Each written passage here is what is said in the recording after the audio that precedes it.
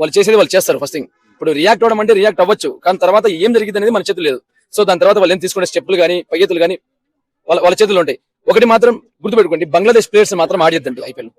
Bangladesh players అనే వాళ్ళు IPL ఆడకూడదు. అంటే అక్కడ ఉన్న పొలిటీషియన్స్ వాళ్ళకి సపోర్ట్ చేస్తున్నారు ప్రజలకు. అదే నేను చెప్తున్నా కదండి, అక్కడ ఉన్న పొలిటీషియన్స్, న్యాయ వ్యవస్థలు, రక్షణ వ్యవస్థలు, ధర్మస్థానాలు, రాజ్యాలు, అక్కడ ఉన్న రాజ్యాంగం మొత్తం వాళ్ళకే సపోర్ట్ ఉంది. నిజానికి కప్పేస్తున్నారు కదా. ఇప్పుడు ఇండియన్ మీడియా తప్ప ఎవరు చూపించట్లేదు.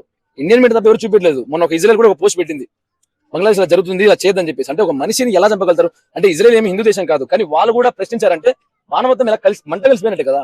అంటే ఇంకా కొంతమంది హిందీ ఇన్ఫ్లుయెన్సర్స్ ఏమంటారు అంటే, వాళ్ళకి ఫిబ్రవరి మార్చ్ అట్లా ఆ టైంలో ఎలక్షన్స్ ఉన్నాయి, ఇక రాజకీయ నాయకులు అక్కడ వాళ్ళకి ప్రజలకు సపోర్ట్ చేస్తున్నారు. సో నేను అదే చెప్తున్నా కదండి, ఇప్పుడు ప్రతిదీ అలాంటి వస్తూనే ఉంటాయి. ఇది రాజకీయ నాయకులు చేసే కుట్ర అని చెప్పేసి ఒకటి అని చెప్పేసి.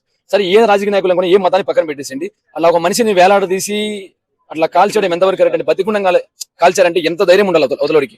అంటే అక్కడ న్యాయ వ్యవస్థలు ఏం పనిచేయట్లేదు.